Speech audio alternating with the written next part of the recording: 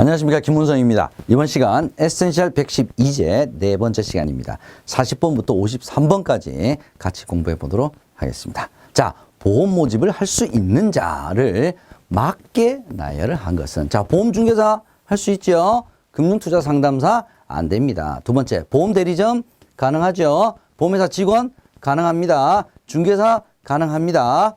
3번, 보험중개사 되죠. 보험회사 사회이사 안 되죠. 금융투자상담도 안 되죠. 대표이사 안 됩니다. 정답은 2번이 되겠습니다.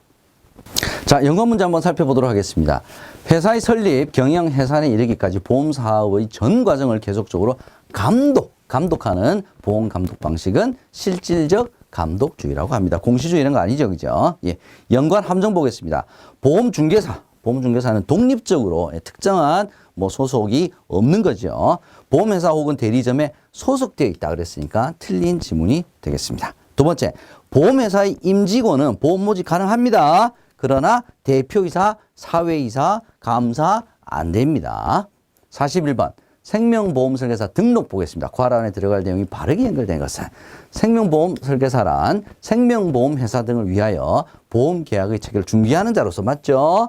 보험회사 등은 무엇뭐에 따라 소속 보험 설계사가 되고자 하는 자를 땡땡에 등록을 해야 돼. 자, 보험업법에 따라서 금융위원회에 등록을 해야 되는데 현재는 금융위원회로부터 위탁을 받았죠. 누가? 생명보험협회가 업무를 위탁받아 수행하고 있다. 정답은 1번이 되겠습니다. 연관 문제 보겠습니다. 자, 보험설계사와 땡땡은 특정보험회사, 대리점이죠. 그러면 중개사 아니죠. 예, 대리점입니다. 통해 보험계약의 체결을 중개 또는 대리하는 반면에 땡땡은 특정보험회사에 소속되어 있지 않다. 뭡니까? 보험중개사가 되겠습니다. 자, 이어서 연관 함정 살펴보도록 하겠습니다. 생명보험 상품은 구매에 따른 효과를 곧바로 느낄 수가 없죠. 자, 이 질문 굉장히 많이 나옵니다. 공산품처럼 이런 표현들 꼭 기억을 해 주시기 바랍니다. 보험 설계사의 역할은 매우 중요하다.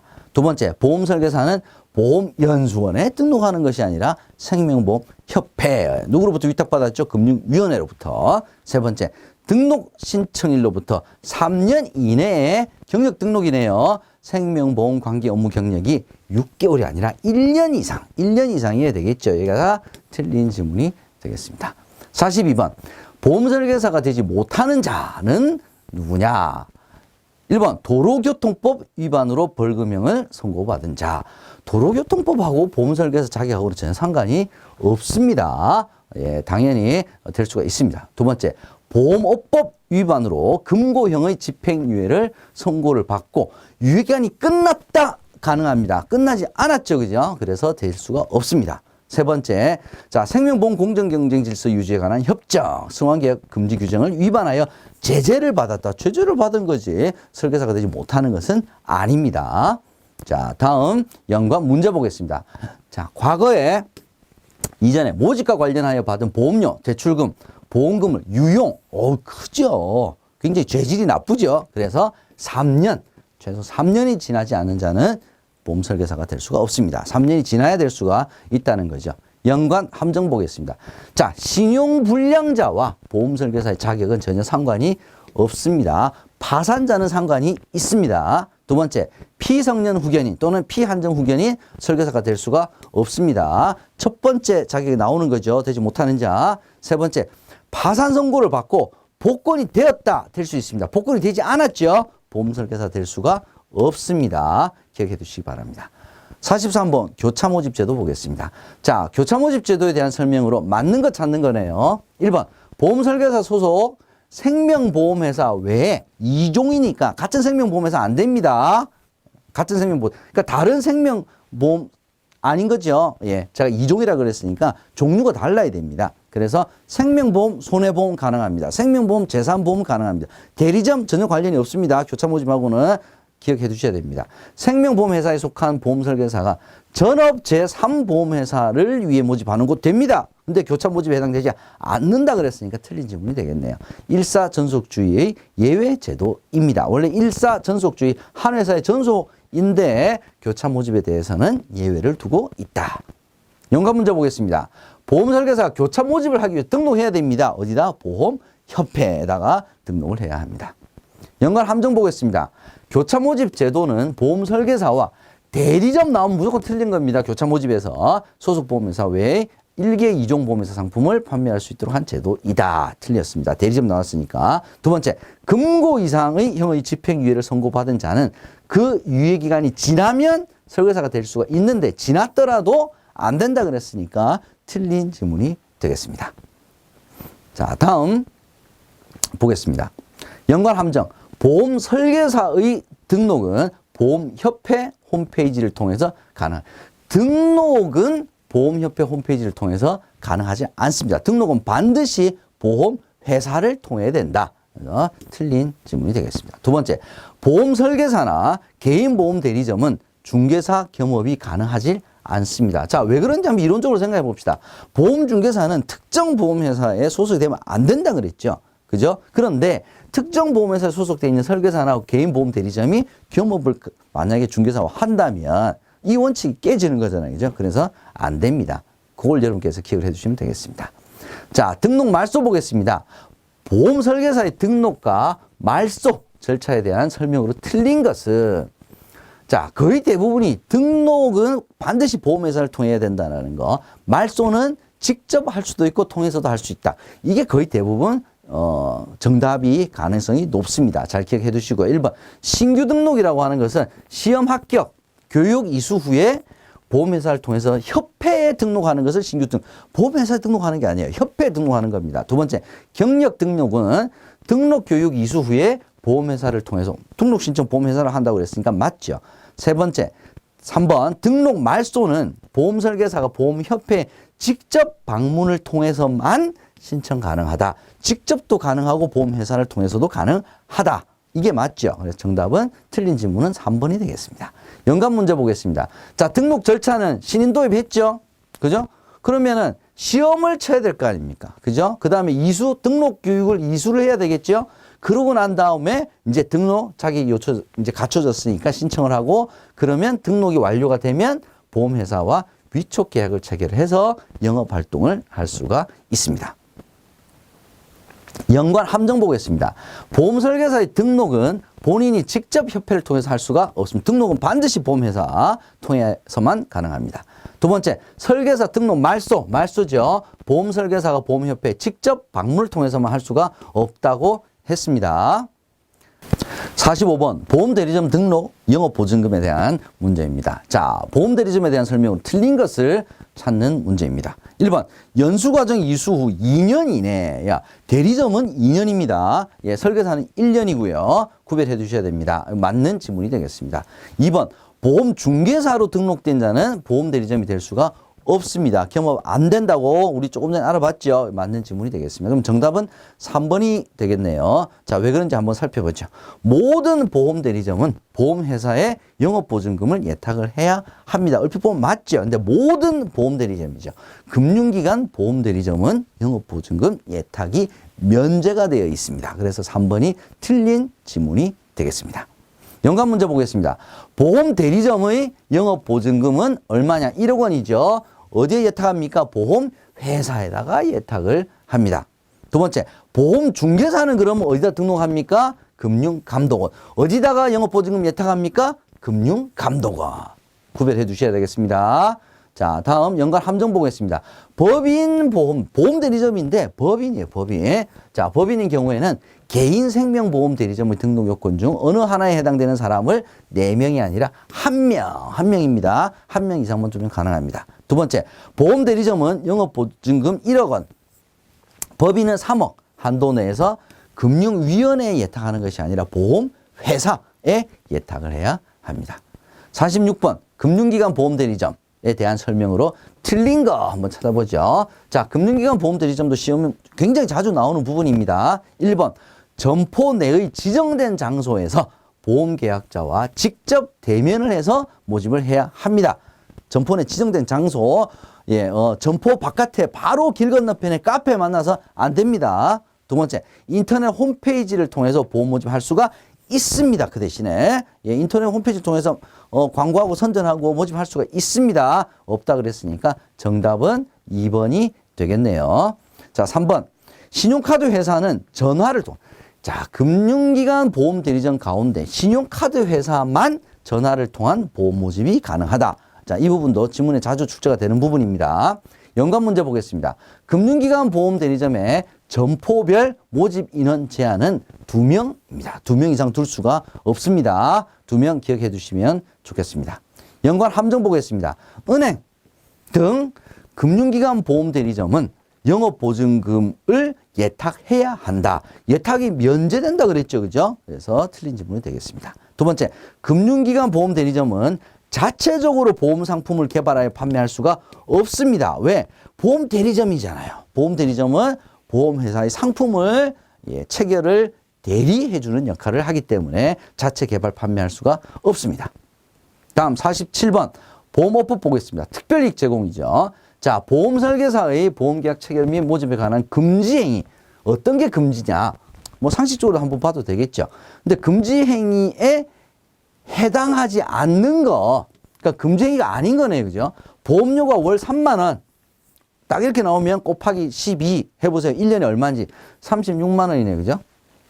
보험계약을 위해서 10,000원의 문화상품권. 자, 요거 시험 자주 나옵니다. 자, 1년 총 납입 보험료와 3만 원 중에서 적은 금액 만큼은 선물해도 괜찮다는 거예요. 근데 3만 원 안 넘었죠. 10,000원이니까 문화상품권을 전달하는 행위, 이거는 금지 행위에 해당하지 않습니다. 두 번째, 다른 모집 종사자의 명의를 이용하여 경유계약이네요. 그죠? 요거 잘못된 거죠. 경유계약 하면 안 되죠. 3번, 고객의 편의를 위해 보험설계사가 자필 서명을 대신해 줬다. 이거 금지 행위죠. 정답은 1번이 되겠습니다. 연관 문제 보겠습니다. 월 보험료 2만 원. 계산해보자 그랬죠. 곱하기 12. 24만 원이네요. 그죠? 24만 원이면 10%니까 24,000원까지 선물할 수 있는데 22,000원 상당히 선물 제공했으니까 적법이다. 이렇게 되겠습니다. 연관 함정 보겠습니다. 보험계약을 체결한 보험계약자에게 감사의 표시를 5만 원. 일단 3만 원 넘었죠. 금지 행위에 해당을 합니다. 않는다 그랬으니까 틀렸네요. 두 번째, 처벌 대상이 되는 금품은 보험계약 체결 시부터 최초 1년간 납입하는 보험료의 10%. 지금까지 계속 설명드렸죠. 와 5만 원이 아니라 3만 원 중 적은 금액 이내라야 됩니다. 자, 다음 48번 보겠습니다. 보험 안내 자료네요. 필수 기재사항, 그 다음에 필수적으로 기재해야 되는 상황과 금지 기재사항이 있습니다. 두 가지 구별해 주셔야 될 것 같습니다. 자, 필수적으로 기재사항에 해당하지 않는 거. 그럼 절대 기재사를 안 되는 걸 찾으면 되겠네요. 그죠? 1번, 보장성 보험의 장래 이익배당. 장래 이익배당에 관한 사항은 일단 안내자료에 기재하면 안 됩니다. 금지인데 예외가 있다 그랬죠. 뭡니까? 배당이 있는 보험인 거죠. 그래서 주로 연금보험 5개년치 실적을 기준으로 해서 할 수 있다 그랬는데 보장성 보험이니까 요에 틀린 내용이 되겠습니다. 해약 환급금에 관한 사항, 보험약관에서 정하는 보장에 관한 사항, 필수적으로 고객이 알아야 될 사항이 되겠습니다. 연관 문제 보겠습니다. 연금보험의 경우 직전 몇 년의 실적을 근거로 방금 말씀드렸죠. 직전 5개년도 실적을 근거로 해서 장래의 계약자 배당을 보험 안내 자료에 예시할 수가 있습니다. 연관 함정 보겠습니다. 방송 및 인터넷 홈페이지를 통해서 자, 보험 안내 자료는 방송 및 인터넷 홈페이지를 통해서 고객에게 안내하는 것을 다 포함합니다. 포괄합니다. 그래서 할 수 없다 그랬으니까 얘가 틀린 질문이 되겠습니다. 여러분들 요즘 홈쇼핑 방송에서도 굉장히 방송 많이 하죠. 다 그게 보험 안내 자료에 해당이 됩니다. 49번 보겠습니다. 설명 의무네요. 보험회사가 설명해야 되는 사항 가운데 어떤 단계이냐? 자, 뭔지 한번 보죠. 보험금 지급일. 보험금이 청구를 했다는 소리네요. 지급 절차, 지급 내역, 심사 지연 시 지연 사유, 예상 지급일. 여기만 봐도 심사 지급 단계네요. 그죠? 예. 청구 단계에서는 청구하려고 그러면 어떤 서류 필요합니까? 이런 걸 안내해야 되겠죠.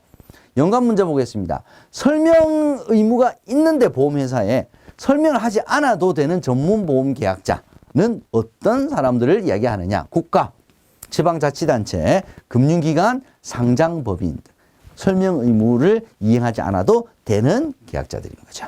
두 번째, 보험 모집 종사자가 본인이 모집한 계약을 다른 사람이 모집한 것처럼 처리를 하는 것을 우리가 경유계약이다. 경유한다는 거죠. 다른 사람, 다른 모집 종사자 이름으로 경유한다는 경유계약이라고 합니다. 금지되어 있죠.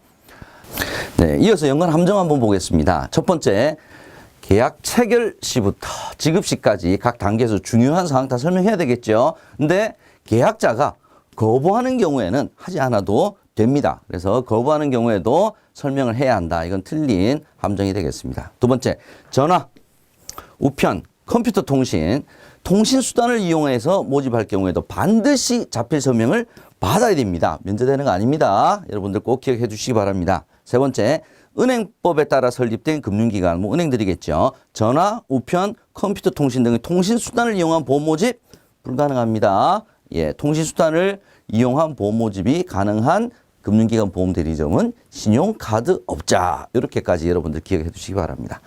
50번 문제 보겠습니다. 보험업법 위반 시에 어떤 제재를 받을 수 있는지 여러 가지 항목이 있었죠. 그죠? 자, 그 항목들 가운데 벌칙이 다른 거 하나를 찾는 겁니다. 1번, 특별이익을 제공한 자 또는 이를 요구하여 수수한 보험계약자 또는 피보험자에게 어떤 벌칙이 주어집니까? 3년 이하의 징역 또는 3천만 원 이하의 벌금. 무겁죠? 두 번째, 통신수단을 이용한 모집 관련 준수사항 위반. 수수료 부당 지급은 1,000만 원 이하의 과태료. 그래서 정답은 1번이 되겠습니다. 제일 무거운 거 여러분들께서 기억을 해두시면 보다 쉽게 문제를 푸실 수가 있을 것 같습니다. 연관 함정 보겠습니다. 통신수단을 이용하여 모집할 경우 반드시 자필 서명 받아야 된다고 하는 거 제가 말씀드린 기억나시죠? 자, 음성녹음 반드시 해야 됩니다. 음성녹음에 동의하지 않으시면 음성녹음을 하지 않고 청약이 진행됩니다. 라고 하면 틀린 지문이 되겠습니다. 51번 보겠습니다. 자, 다음 중 생명보험 공정경쟁질서 유지에 관한 협정. 아유, 제목 깁니다. 그냥 협정이라고 부를게요. 협정에서도 여러 가지 위반 사항에 따라서 제재가 가해집니다. 그 위반 내용과 벌칙이 바르게 짝지어진 것 한번 찾아보죠. 1번, 특별이익 제공 3천만 원 이하의 제재금. 보험업법이 됐던 이 협정이 됐던 특별이익 제공 가장 무거운 쪽에 속합니다. 정답은 일단 1번이고요. 무자격자 모집 그리고 허위사실 배포 같은 경우에는 100만 원 이하의 제재금. 이렇게 여러분들께서 구별을 해 주시면 좋겠습니다. 연관 문제 보겠습니다. 자, 생명보험 공정경쟁질서 유지에 관한 협정. 예, 인가하는 기관은 어디냐? 금융위원회의 인가를 받아서 실시가 되고 있습니다. 연관 함정 보겠습니다. 자, 협정 위반 행위로 피해를 본 보험 대리점. 보험 대리점이 이 협정에 해당이 됩니까? 안 되죠. 그죠? 예, 소속 설계사, 예, 그 다음에 회사, 이 두 가지다. 이렇게 보시면 될 것 같습니다. 그래서 보험 대리점은 해당이 없습니다. 6개월 이내에 협회 신고할 수 있다는 맞는 지문이 되겠습니다. 그래서 어디가 함정인지 여러분들께서 잘 생각을 해 주시기 바랍니다. 두 번째, 승환계약이라도 보험 설계사 본인 및 배우자, 형제자매 계약은 사회통념을 감안하여 제재 대상에서 제외한다. 제외하는 건 맞죠. 근데 누구누구를 제외하냐? 자, 본인 제외합니다. 배우자 제외합니다. 근데 형제자매는 제재 대상에서 제외되지가 않는다. 부모 계약 제외됩니다. 형제자매는 안 된다. 이걸 여러분들께서 기억을 해 두셔야 될 포인트가 되겠습니다. 52번 보겠습니다. 자, 우수 인증 설계사 제도. 시험 문제 굉장히 거의 매번 나온다. 이렇게 보시면 되겠습니다. 자, 인증 기준이 아닌 것은 거의 대부분 시험이 인증 기준이냐 아니면 기간이냐, 그 다음에 어디서 인증을 하느냐, 그런 정도가 시험 문제 많이 나오는 부분이니까 여러분들께서 잘 알아두시기 바랍니다. 1번, 동일 법인보험 대리점. 자, 법인보험 대리점은 해당이 없습니다. 대상이 되는 것은 전속 설계사 아니면 전속 개인 대리점에 해당이 국한이 딱 제한이 되어 있기 때문에 법인 대리점 나오면 일단 틀린 지문이 되겠습니다. 3년 이상 재직해야 된다는 맞는 표현이 될 것 같고요. 불안전 판매 거의 없어야 됩니다. 3% 미만이가 아닙니다. 유지율 13회차 90%, 25회차 80% 이상이자 다 맞는 지문이 되겠습니다. 연관 문제 보겠습니다. 자, 협정. 협정을 위반할 경우에 신고가 가능한 기간은 어디입니까? 6개월. 우리 앞에서 봤죠? 함정 보겠습니다. 우수인증 설계사는 각 보험회사에서 최고의 실적을 거둔 사람. 실적만 가지고 선발하는 게 아니죠. 그죠? 예, 윤리성이라든지, 이런 것들 다 같이 봅니다. 그래서 실적만 가지고는, 이 인증 기준이 실적만 가지고 선발하는 것은 아니다라는 점 기억을 해 두십시오. 두 번째, 우수인증 설계사는 불완전 판매 비율이 3%, 불완전 판매 비율하고 상관이 없죠. 그죠? 뭐 실효, 뭐 민원 해지 0%라야 됩니다. 53번 우수인증 설계사 제도 두 번째 문제 한번 보겠습니다. 인증 기간. 예. 기간은 얼마냐? 1년이죠. 언제부터입니까? 예. 5월 말까지 신청을 받아서 6월 1일부터 그 다음 해 5월 31일까지입니다. 그래서 이 지문이 굉장히 자주 출제가 됩니다. 틀린 지문으로 여러분들께서 기억을 해 주시면 좋겠습니다. 해당 연도 6월 1일부터 다음에 5월 31일까지 1년 누가? 생명보험협회에서. 이렇게 여러분들께서 알아두셔야 되겠습니다. 연관 문제 보겠습니다. 이건 뭐 단답형으로 나오지는 않는데요. 지문으로 한 번씩 몇 년도냐가 나올 수 있기 때문에 2008년도 기억을 해두시면 좋을 것 같습니다. 연관 함정 보겠습니다. 우수인증 설계사 인증 기간은 1월 1일부터 12월 31일까지다. 아니라 그랬죠. 두 번째, 우수인증 설계사 인증 기간은 3년이 아니라 1년이다. 세 번째, 우수인증 설계사는 성실성과 고객에 대한 책임감을 검증하기 위함이므로 모집 실적은 고려하지 않는다.